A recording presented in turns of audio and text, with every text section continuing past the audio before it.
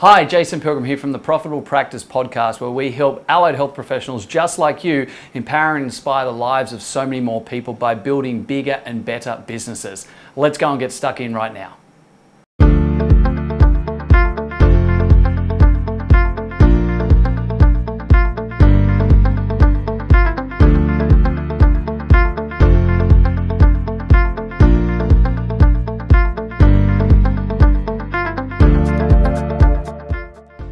And we're back with Pete. Mate, thank you very much for joining us again today. In one of our previous chats, we spoke a lot about targeting and where clients start with their websites and the real avenue of beginning with the end in mind, etc. Yeah. But you brought up the thing about the 3 questions that every person must actually answer with their website. Yeah. And we didn't go into it. We parked the bus for later. Okay. So I want to readdress that now, if that's okay. So what are the 3 questions that you must address with your website? Okay, before I give you the 3. Oh, here we go. I want to tell you that about the psychology of websites. What most people don't realize is they're making subconscious decisions every single day, every single minute of every day, and not even realizing it. Yep, absolutely. And that happens on websites as well. So when you think about, I asked you about websites and you said to me, I hate when I can't find things, when I don't know what I'm supposed to be Looks doing. Unprofessional, there's too much clutter and But you don't go to a website and the first thought that comes to your mind is you're not sitting there looking at it going, I need to make sure that everything is in a coherent, placed manner on this website. You don't think that. It's subconsciously going on in the background. Okay, so whether you like this or not, this is what's going on subconsciously for you when you go to any website. The first thing is, number 1, who are you and what do you do? Who are you and what do you do? Most businesses fail this because they try and get clever. It's like, no. And by saying who are you and what do you do, it doesn't mean how big is your logo. Your logo on your website should be bloody tiny because only 2 people care about your logo, and that's your mum and your dog.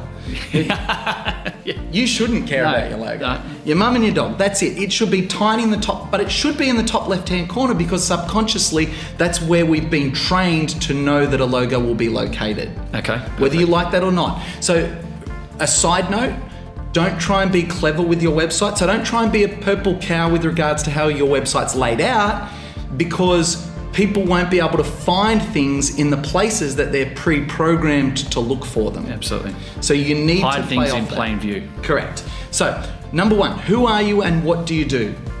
Make sure that is very clear. Number 2 is how do I find what it is that I'm looking for? Isn't that interesting, hey? Look, this is the crazy thing. It's like so obvious and yet no one does it because they put things tucked into their navigation or put away or no. You need this to be front and center. Like if you keep Google Analytics on your website and you know that there's 3 pages that people go to more than any other page, you should have links front and center on your home page, preferably above the fold. So when I say above the fold, I mean and before you have to scroll on a computer or on a mobile device, before you need to scroll, that's above the fold. Comes from an old newspaper term. That's how they sold newspapers. Yeah. Folded the newspapers. The headline sells the newspaper. Absolutely. Same with website. Before you scroll. So you need to have it front and center. That's number 2. And number 3 is what's in it for me. What's in it for me? And I used to call this what's the next logical step in our relationship. Nice. Yes, but that's a bit too confusing. Buy me a drink first. Because the mistake that people make is they put their websites together and so let's say I'm putting my website together and I want to tell you about me. Wrong. This is why we did the ideal customer work. Because when your ideal customer comes to your website, they don't give a crap about you. They couldn't care less if you've got 20 years experience and you've treated this and that person. That's important later. People don't care about you until they know you care about them. So you need to go back to your ideal customer. Remember you said people don't wake up in the morning and go, I'm looking for a good exercise physiologist today. Yep. But what do they wake up in the morning thinking? They think, shit, my neck's sore. My neck's sore. Yeah. Or they go to get out of bed and they go, oh, this old hip of mine. Go to stand up and the old dodgy knee from rugby days.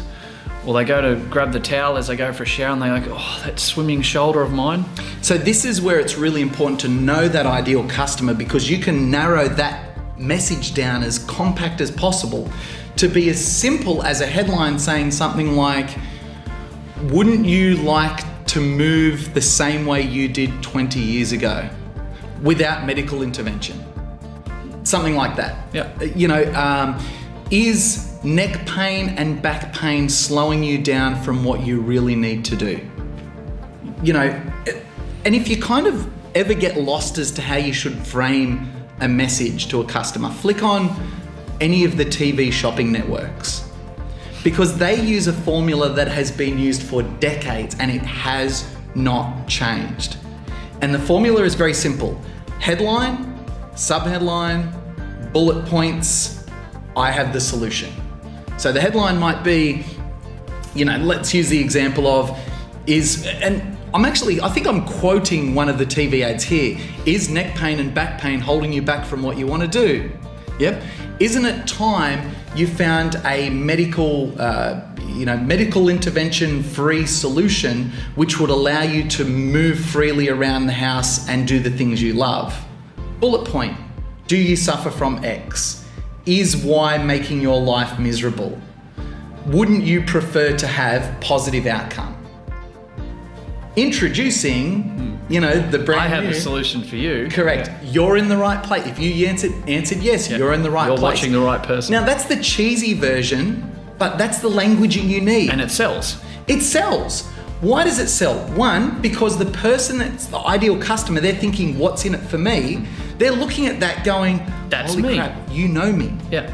I've identified with the exact person and the exact problem that you've just explained. Bang, bingo. And if you do that, they then you've got their attention, and you then have their permission to tell you about the solution. Now, you don't tell them about the solution being, we do this, we do that. No. You tell them about the solution in their terms. This is what it does for you. Not this is what we do for you. This is what this does for you. This is your outcome. You want your ideal customer, to look at your website and think to themselves, oh my God, they must have a hidden camera at my house. And there's a really interesting, yeah. So I could take that a lot of different not ways. That way, Not in the seedy way. That's good. Yeah. That's awkward. Yeah. I was found not guilty. Yeah. Okay. Awesome. Okay. All right. I didn't know whether you wanted me to bring that up or not. But Thank you. Awesome. All right.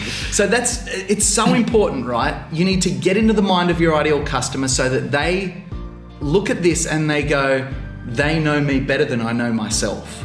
That's where you want to get to, because then you're taking them from that spot of, remember we talked about, I don't know who you are, to what's the next logical step in our relationship? What's my buying decision? How do you build that bridge of trust along the way? And the way that you build that is you prove to them that you understand their wants and needs.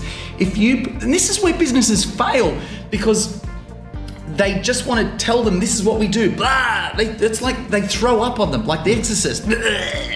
But really, all you need to do is say, I understand your hopes, fears, and dreams. I know that's the cheesy version, but I understand your hopes, fears, and dreams.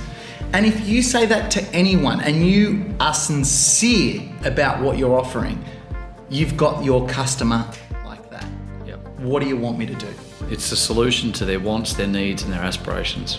And so that third thing of what's in it for me, we talked about this, what's the next logical step in our relationship, which is what you talked about before, which is, what do you want me to do now? People, once you have their trust, once they know they're in the right place, we all want to be led. Again, this is a subconscious thing. It's like, hell no, I don't want to be led. I don't want you to tell me what to do. It's like, no, I'm not going to tell you what to do. I'm going to lead you down the path because I've already painted that outcome. I'm going to show you the way.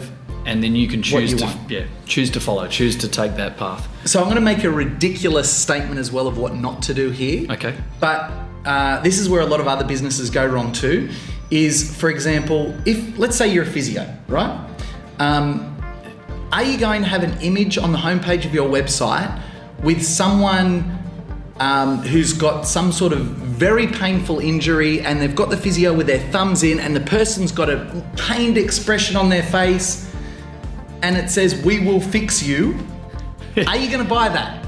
most people are going to run. You're going to run. Yeah. But this is what businesses do. Absolutely, yeah. This is, I love using the example of personal trainers, because personal trainers love putting pictures of like bigger people, you know, sweating it out, punching into a boxing bag or something.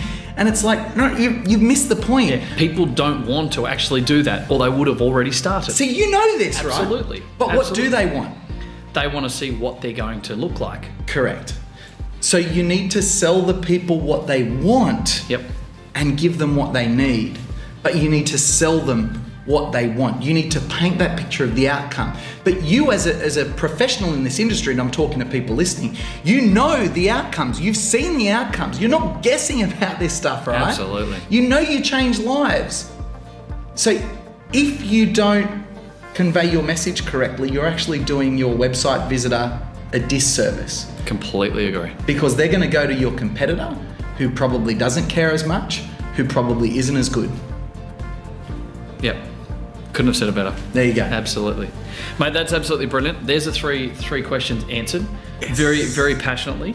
Mate, thank you very much for your time. I really appreciate it. No worries. And I'll make sure we won't bring up the court inference next time around as well. Thanks, buddy. Have a great day. See ya. Hey guys, thank you very much for listening to another episode of the Profitable Practice Podcast. I would love nothing more than for you to be able to leave a review. I get so much joy out of listening and reading the amazing things that you guys say about this. So please subscribe to our channel, leave a review, and share it with your friends. Let's get some more fantastic information out there so all of us can grow the industry together. Cheers for now.